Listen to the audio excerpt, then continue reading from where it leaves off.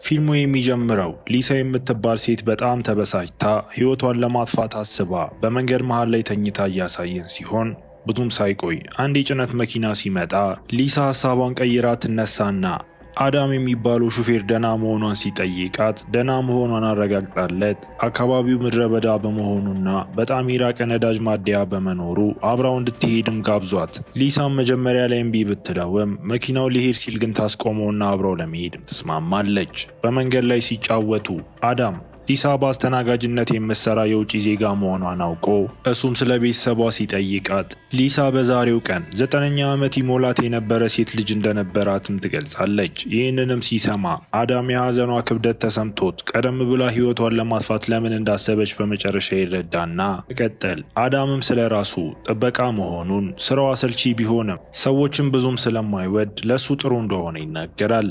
እንዲሁም ከአባቱ ስቃይና በደል የበዛበትን የልጅነት ጊዜውን በተመለከተ ለሊሳ ሲነግራት ይህም እሷ እንድታዝንለትም እያደረጋት እናያለን። ከጥቂት ቆይታ በኋላ ሊሳ ሬዲዮ ስትከፍት አንድ ጋዜጠኛ በዚያን ቀን 2 ሰዎችን ስለገደለና ስላመለጠ ገዳይ ማስጠንቀቂያ ሲሰጥም እየሰማች ጋዜጠኛው ገዳዩ ነጭ ወንድ እንደሆነ ቡናማ የጭነት መኪና እንደሚነዳና በቀኝ እጁ ላይ የመስቀል ቅርጽ ያለው ልዩ ንቅሳት እንዳለው ሲጠቅስና ይህንን ስትሰማ ሊሳ ወደ አዳም እጅ ትመለከትና በትክክል ያንኑ ንቅሳት ስታይም በፍርሃት ትዋጣለች። ምስኪኗ ሴት ምንም ማድረግ ሳትችል በፊታቸው ደማቅ ብርሃን ብልጭ ይልና አዳም ፍሬኑን ይዞ ራሷን ዳሽቦርዱ ላይ እንዲመታ ያደርግና ሊሳም ራሷን ስታም ትወድቃለች። የሚቀጥለው ትዕይንት ሊሳ ስትነቃ ራሷን ግድግዳዎቹ ላይ እንግዳ ብርሃናት በሚብለጨለጭበት ትንሽ ክፍል ውስጥ ያገኘችው ሲሆን መውጫ መንገድ ያለውም አይመስልም እና እጇ ላይ በቢጫ ብርሃን የሚያበራ እንግዳ መሳሪያ ተጠምጥሞ አስተውላ የደነገጠችው ሴት ለማምለጥም በከፍተኛ ተስፋ ትጮህና ግድግዳዎቹን ብትመታም ጥረቷ ግን ከንቱ ነበር።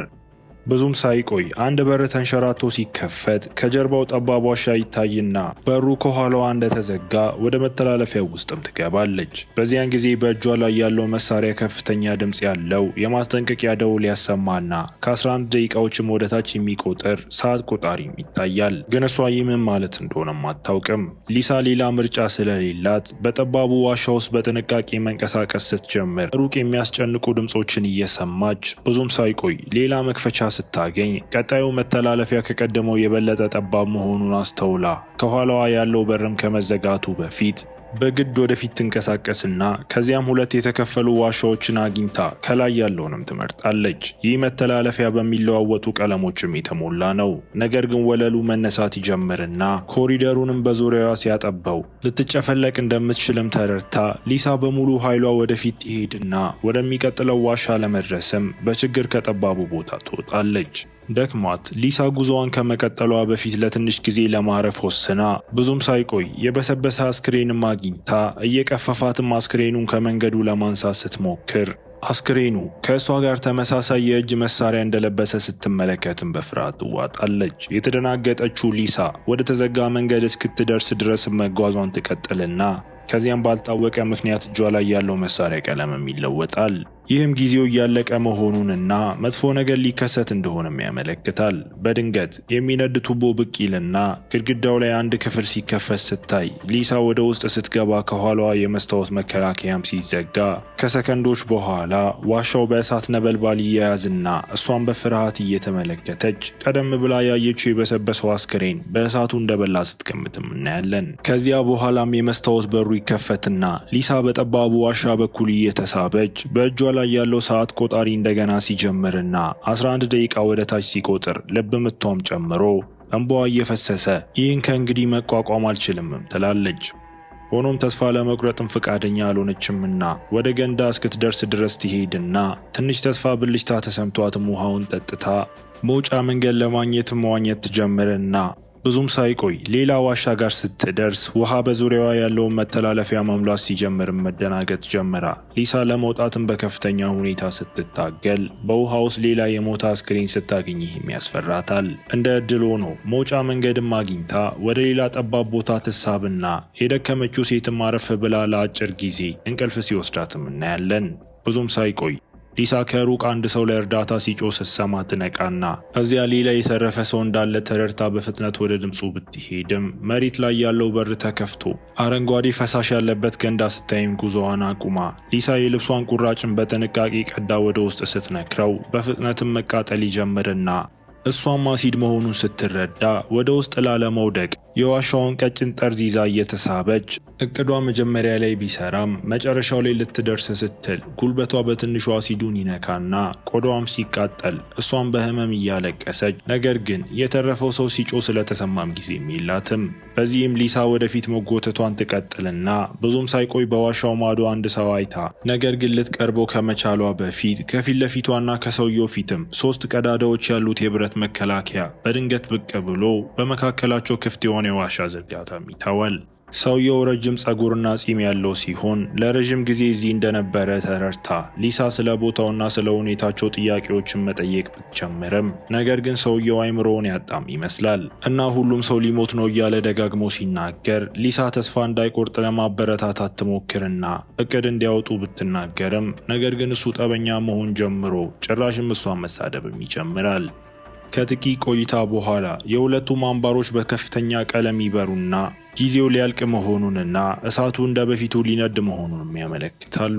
በዚህ ቅጽበት በዋሻው ግድግዳ ላይ አንድ ቦታ ይከፈትና ሁለቱም መከላከያዎች በራሳቸውም ተነስተው ሁለቱም ሰዎች ሊገቡበት እንደሚችሉ ግልጽ ቢሆንም እነሱ ግን ወደ ውስጥ ለመግባት መታገል ጀምረው ሊሳ በመጨረሻ ትግሉን አሸንፋ ሰውየውን ወደ ውጪ ትገፋውና የመስታወት በሩ ሲዘጋ እጁ ከሰውነቱ ተቆርጦ ሊሳ እጁን ስትመለከትም የመስቀል ንቅሳቱን በማየቷ ሰውየው አዳም መሆኑንም በመገንዘብ ትደነግጣለች። ሰከንዶች በኋላ ሙሉ ዋሻው በእሳት ይያያዝና አዳም ከመሞቱ በፊት በከፍተኛ ስቃይም ይጮሃል።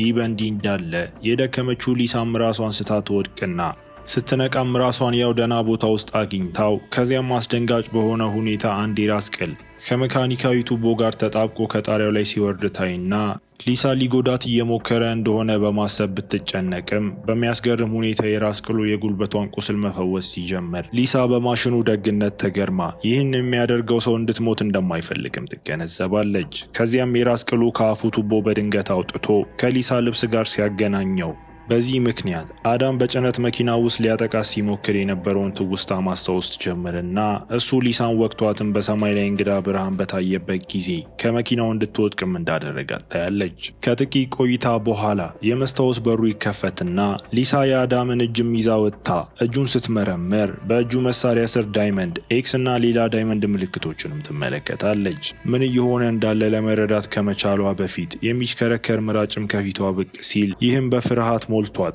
የደነገጠችው ሴትም የአዳምን እጅ ተወረውርበትና ወዲያውኑ በምላጩ ሲደቅ ሊሳን በፍጥነት ወደ እሷ እየገሰገሰ ካለው ምላጭ ለማምለጥ ሮጣ ምንም ጉዳት እሷ ላይ ከማድረሱ በፊትም ከላይ ባለው ዋሻ ውስጥ ገብታ በጠባብ መተላለፊያ በችግር ታመልጥና ሊሳ በእፎይታ ብትተነፍስም ግን ደስታዋ ብዙም አይቆይም። በድንገት አንድ ዞምቢ የሚመስል ፍጡር ወደ ዋሻው ውስጥ ከእሷ ጋር ይሳብና ከኋላዋ ዝም ብሎ ተኝቶ ሊሳ ስትነቃነቅ ብቻ ምላሽ ሲሰጥ ይህም ዞምቢው አይነ ስውር መሆኑን እንድትረዳም ያደርጋታል። ሆኖም የፈራችው ሴት በፍጥነት በዋሻው ውስጥ ስትሳብ ዞምቢውን በፍጥነት እየተከተላት እያየን ለሊሳ ሁሉም ነገር ያለቀ ሲመስል ነገር ግን በመጨረሻው ቅጽበት በጠባብ መንገድ ውስጥም በመግባት ማምለጥ ትችልና ዞምቢው ቢከተላትም ነገር ግን ሰውነቱ በጣም ትልቅ ስለሆነ ማለፍም አልቻለም። ከዚያም ዞምቢው ሰው እንደሚመስል ነገር ግን አይኑ ነጭ እንደሆነና አንድ ክንዱ እንደሌለ እና እሱ ዳግም የተነሳው አዳም ሊሆን እንደሚችልም እንመለከታለን። በመቀጠል በእጅ አንጓዋ ላይ ያለ ሰዓት ቆጣሪ እንደገና ሲጀምር ይህም ሊሳን ወደ ድንጋጤ ያስገብቷት ለማምለጥ 2 ዋሻዎች ወዳለበት ክፍልም ስትደርስ ግራ ትጋባና ከዚያም የትኛውን መውሰድ እንዳለባት ለመወሰን የአዳም ክንድ ላይ የነበሩትን ምልክቶች ለማስታወስ ትሞክራለች። ከብዙ ውሳኔ በኋላ ሊሳ የግራውን ዋሻ ትመርጥና ብዙም ሳይቆይ የልጇን ድምፅ የሰማች ሲሆን ይህም ያስደስታታል። ድምፁን ተከትላ ወደ ደማቅ ክፍል ስትደርስ ከመላው ሕይወቷ በመቶዎች የሚቆጠሩ ትውስታዎችን እያየች አባቷንና የልጅነት ራሷንም ስትመለከት በጣም ስሜታዊ ሆና ከጥቂት ቆይታ በኋላ ሊሳ የልጇን ኒና ትውስታ ስትመለከት ወዲያውኑ እንባዋ ይፈሳል። ኒና በመስኮት ስትወጣ ስትወድቅና በአንድ አፍታ ሕይወቷን በአሳዛኝ ሁኔታ ስታጣ በፍርሃትም ትመለከታለች። እይታው ሊሳን ልቧን ይሰብረውና እሷን ለማዳን እዚያ ባለመኖሯ ይቅርታ ስትጠይቃትም እናያታለን። በሐዘኗ ሙሉ ለሙሉ ስትጠፋ ዞምቢው እንደገና ከላዩዋ ሆኖ ቀስ በቀስም ወደ ክፍሉ ለመውረድ ሲሞክር ታይና ሌላ ምርጫ ስለሌላት ሊሳ እንደገና መሮጥ ጀምራ ብዙም ሳይቆይ በዋሻው መጨረሻ ላይ ደማቅ ደመናማ ሰማይ አስተውላ ይህም ትንሽ የተስፋ ብልጭታ ይሰጣትና በከፍተኛ ጉጉት ወደፊት ብትሳብም ነገር ግን ብዙም ሳይቆይ ዋሻው በሹል ሽቦዎች የተሞላበትም ክፍል ትደርሳለች። ሊሳ በጣም ደንግጣ ዞምቢው እየቀረበ መሆኑን ስትመለከት ተስፋ አስቆራጭ ሁኔታ ውስጥም ገብታ አደጋውን ለመውሰድ ወስና በሽቦዎቹ ውስጥ ራሷን ለማለፍ በማስገደድ ከባድ ጉዳት ሲደርስባት እያየን የእጅ መሳሪያው ጊዜው እያለቀ መሆኑንም ያስጠነቅቃል።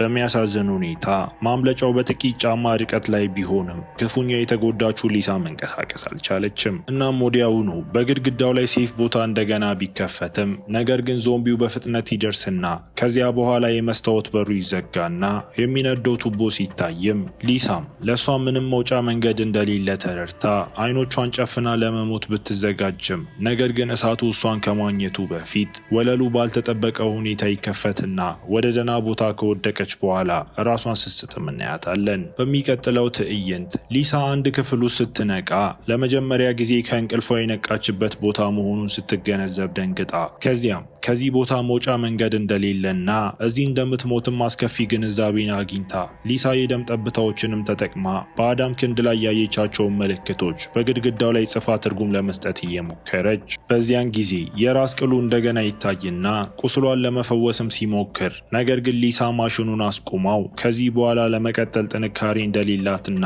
በሰላም መሞት እንደምትፈልግ ስትናገርና ይህን ሲሰማ የራስ ቅሉ ተስማምቶ ከአፉ መርዝ የያዘ መርፌ ያወጣና ህመም የሌለበት ሞት ለመስጠት ሊሳን ለመውጋት ይወስንና እሷም ምልክቶቹን ከግድግዳዎቹ ላይ መጥረግ ትጀምራለች። ሊሳ ምልክቶቹን በከፊል ብቻ እንደሰረዘች ስትገነዘብ ትደነግጥና እነሱ 2 ዳይመንዶችና ኤክስ ሳይሆኑ መውሰድ ያለባቸው አቅጣጫዎችን የሚያመለክቱ ቀስቶች እንደሆኑ ተረድታ የራስ ቅሉ ሊወጋ ሲል ሊሳ ገና ተስፋ እንዳልቆረጠች በመናገር ፍጥነት አስቁመው ከዚያም የራስ ቅሉ ቁስሏን ፈውሶላት ከዚያ በኋላ ሊሳ በቁርጠኝነት ተሞልታ እንደገና ትነሳለች።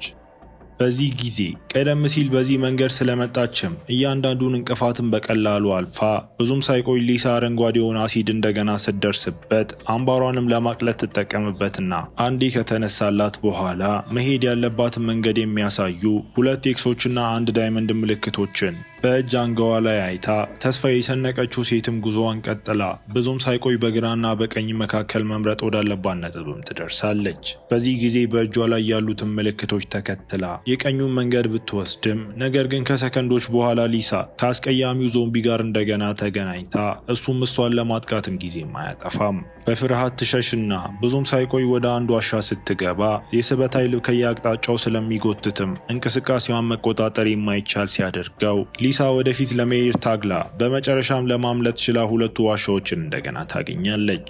በድንገት የእጅ መሳሪያው ቀለም ይለወጥና ከፍተኛ ድምጽ ማሰማት ሲጀምር ይህም ወደ አንድ ዋሻ እንድትጥለውና እሷ ደግሞ ወደ ሌላኛው እንድትገባ አድርጓት ዞምቢው የቢፕ ድምጹን ተከትሎ ወደዚያኛው ዋሻም ይገባል። ከጥቂት ቆይታ በኋላ ሊሳ ወደ ማህፀን በሚመስል ክፍል ውስጥ ወደሚከፈት እንግዳ ኦርጋኒክ በር ትደርስና ወዲያውኑ አንድ ግንኙነት ተሰምቷት ጥላ የሚመስሉ ፍጥረታት በግድግዳዎቹ ላይ ሲንቀሳቀሱ እያየች አንዱን ቀረብ ብሎ ይንቀሳቀስና ሊሳ በሚያስገርም ሁኔታ ልትዳብሰው እጇን ዘርግታ በሌላ መተላለፊያ ትወጣና ወደ ተመሳሳይ ክፍል ገብታ እዚያም የእጅ መሳሪያው ወለሉ ላይ ተኝቶ ታይና አንድ ዞምቢ በመግቢያው ላይ ተጣብቆ አግኝታ በጥንቃቄ መሳሪያውን ስታነሳው በድንገት የማስጠንቀቂያ ደውል በማሰማት ዞምቢውን ያነቃቃውና እሱም ከዚያ በኋላ ሊከተላት ይጀምራል። የፈራችው ሊሳ ለመሸሽ ብትሞክርም ዞምቢው ያገኛትና እግሯን ሲይዛት በሙሉ ኃይሏ ትረግጠውና በግድግዳው ላይ ደህና ቦታ ተከፍቶ ወደ ውስጥ እንድትገባና ዞምቢውንም የመሃል ጣቷን በድፍረት እንድታሳዩ አስችሏት ዞምቢው በእሳት እስኪዋጥ ብትጠብቅም ነገር ግን በዚህ ጊዜ ነበልባሉም አይታየም። የሚገርመው መስታወቱ እንደገና ተከፍቶ ወደ ዋሻው ከዞምቢው ጋር ተጋፍጣ ከከባድ ውጊያ በኋላ ሊሳ በመጨረሻ ዞምቢውን አሸንፋ ግድግዳው ጋር ማጣብቀው በእግሯ የራስ ቅሉን መታው። ብዙም ሳይቆይ የዞምቢው ራስ በአሰቃቂ ሁኔታ ተጨፍልቆ ቅዠቱ ለአንዴና ለመጨረሻ ጊዜም ያበቃል። በመቀጠል ሊሳ መውጫ መንገድን ለማግኘት በእጇ ላይ ያሉትን ምልክቶች ትጠቀምና ብዙም ሳይቆይም የልጇ መሆኑን የምታውቀው መጫወቻ አግኝታ እሱን ተከትላ ሄዳ ኒናን ስታገኛት በስሜት ትዋጥና ይቋረጥና ሁለቱም እርስ በርስ ይተቃቀፋሉ። ኒና ለዘላለም አብረው እንደሚሆኑ በመናገር ወደ ትክክለኛ ባልሆነው የዋሻ መንገድ ከእሷ ጋር እንድትመጣ አጥብቃ ትጠይቃትና የተጨነቀችው ሊሳ በመሳሪያዋ ላይ ያለውን ሰዓት ቆጣሪ መመልከቷን ስትቀጥል፣ ነገር ግን ልጅቷ ለሰዓቱ ትኩረት እንዳትሰጥ ነግራት ሊሳ ኒናን ልትከተል የነበረች ቢመስልም ግን ራሷን አስቆማ እንደምትወዳት ለልጇ በመናገር ሆኖም ኒና እውነት እንዳልሆነችና በትክክለኛ ዋሻ በኩል መውጣት እንዳለባት እንደምታውቅም ነግራት ኒናም እማዬ ይኮራብሻለሁ ብላትም ሁለቱም እርስ በርስ ተቃቅፈውም ይሰነባበታሉ። ከዚህ በኋላ ሊሳ ደማቅ ሰማያዊ ሰማይ ያለበትን መውጫ ማየት ወደምትችልበት የመጨረሻው ዋሻ ሄዳ ይህም በከፍተኛ ተስፋ ቢሞላትም ነገር ግን 3 ምላጭ የያዙ መሳሪያዎች በየጊዜው በፍጥነት በዋሻው ውስጥ መንቀሳቀስም ይጀምራሉ። ጨነቀችው ሊሳ ኒና ጊዜውን ችላ እንድትል የመከረቻትን ታስታውስና የእጅ መሳሪያውን ጥላ የምላጮቹን እንቅስቃሴ በጥንቃቄ ስትመለከት የመጀመሪያው ምላጭም በየ4 ሰከንዶች እንደሚንቀሳቀስ ተረድታ ጉዳት ሳይደርስባትም ማለፍ ችላ ሁለተኛው ምላጭም በየ3 ሰከንዶች የሚንቀሳቀስ ሲሆን እሱንም በተሳካ ሁኔታ ታቋርጣለች። ሆኖም በሶስተኛው ምላጭ ወቅትም ሊሳ በየ2 ሰከንዶች እንደሚንቀሳቀስ ስትገነዘብ እሷም በፍርሃት የተዋጠች ሲሆን ይህም ጉዳት ሳይደርስባት ማለፍ የማይቻልም ያደርገዋል። ነገር ግን ከፊቷ ያለው ደማቅ ሰማይ ያነሳሳትና በድፍረት ለማለፍ ራሷን አስገድዳ ልታልፈው ቀርባ የነበረ ቢሆንም ነገር ግን እግሯ ይቆረጥና ይህም በስቃይ እንድትጮም ያደርጋታል። ምንም እንኳን ህመምና የደም መፍሰስ ቢያጋጥማትም ሊሳ ራሷን አበረታታ መውጫው ወደሚመስላት ቦታ ብትሳብም ነገር ግን ሰማይ የሚመስለው ነገር የተቀረጸ ቪዲዮ ብቻ መሆኑን ትገነዘባለች። በዚያን ጊዜ ዋሻው በሚነደው ቱቦ መሞላት ይጀምርና ሊሳም እንባዋ እየፈሰሰ የሚጠበቅባትን ሁሉ እንዳደረገች ግን ለመዳን ምንም እድል እንደሌላት አስባ ከልቧ አዝና በመጨረሻ ሞትን ተቀብላ ከደም መፍሰስ የተነሳም ራሷን ስታ ትወድቃለች። ከዚያም በሚያስደነግጥ ለውጥ ጣሪያው ከላዩዋ ይከፈትና ወደሚያበራ ብርሃን መንሳፈፍ ጀምራ እናያታለን። በመጨረሻው ትዕይንት ሊሳ ደማቅ ሰማያዊ ሰማይ ስር ባለ አለት ላይ ከእንቅልፏ ትነቃና ቁስሏን መርምራ ሙሉ በሙሉ እንደተፈወሰች ስታይም ተገርማ ዙሪያውን ስትመለከት በሚያምር ፏፏቴ አጠገብ ባለው አስደናቂ ገጽታ እየተደነቀች ከጥቂት ቆይታ በኋላ ኒና ትገለጥና ሊሳም ሞታ እንደሆነ በፍርሃት ስትጠይቃት ኒና ሰውነቷ ብዙ ጊዜ እንደሞተ ነገር ግን አሁን ደህና እንደሆነችና የምትፈራው ነገር እንደሌለ ትነግራታለች። ሊሳ ምን ማድረግ እንዳለባት ስትጠይቃት ቷም ኑሪ ብላ መልሳላት ካሜራው ወደ ላይ ሲወጣ እነሱ በምድር ላይ ሳይሆኑ በአስደናቂ የባዕድ ሀገር ምድር ላይ መሆናቸውን በመግለጥ ፊልሙ እዚህ ጋር ይጠናቀቃል። የፊልሙ አጨራረስ ተመልካቾች የራሳቸውን ግምት እንዲገምቱ ክፍት የሆነ ሲሆን በብዙዎች ዘንድ ተቀባይነት ያገኘው ግምት ግን ላብራቶሪው አካላዊ ቦታ ሳይሆን ሊሳ የደረሰባትን ጉዳት የምትፈውስበት የራሷ አእምሮ እንደሆነ፣ ይህንንም የሚደግፉት ሀሳቦች መጀመሪያ ላይ ሊሳ ከነፍሰ ገዳዩ ጋር መኪና ውስጥ ገብታ እሱ እንደወጋትና ከዛ በኋላም ከመኪና ውስጥ እንደ ጣላት የሚያሳየን ትዕይንት ሲሆን ከዚያ በኋላ በፊልሙ ውስጥም ከባድ ጉዳት እየደረሰባት ነገር ግን በራስ ቅሉ በሚመስል መሳሪያው የምትፈወሰው ፈተናዎቹን በትክክል እየተቋቋመ ያለው አካላዊ ሰውነቷ እንዳልሆነ የሚጠቁም ሲሆን መጨረሻ ላይም ፈተናዎቿን አልፋ ወደ ሌላ ወደሚያምር ምድር እንደሄደችና ከሞተችው ልጇ ጋር መገናኘቷ ኒና ደግሞ አካልሽ ብዙ ጊዜ ሞቷል፣ አሁን ግን ደህና ነሽ የምትላትንም ትዕይንቶች ያካትታል። ሁለተኛው ሀሳብ ደግሞ የላብራቶሪው መንገድ በባዕድ ፍጥረታት የሚካሄድ ሳይንሳዊ ሙከራ ነው ብሎም ያምናሉ። በዚህ ጽንሰ ሀሳብ መሰረት እነዚህ ፍጥረታት እጅግ በጣም ጠንካራና የማይበገሩ ሰዎችን ለመምረጥና ምናልባትም አዲስ ዓለምን በእነሱ ለማስፋፋት እየሞከሩ ነው የሚል ነው። እናንተ ከየትኛው ሀሳብ ጋር ትስማማላችሁ? ሀሳብና አስተያየት ካላችሁ ኮመንት ላይ አሳውቁኝ። በቀጣይ ቪዲዮ እስክንገናኝ መልካም ጊዜ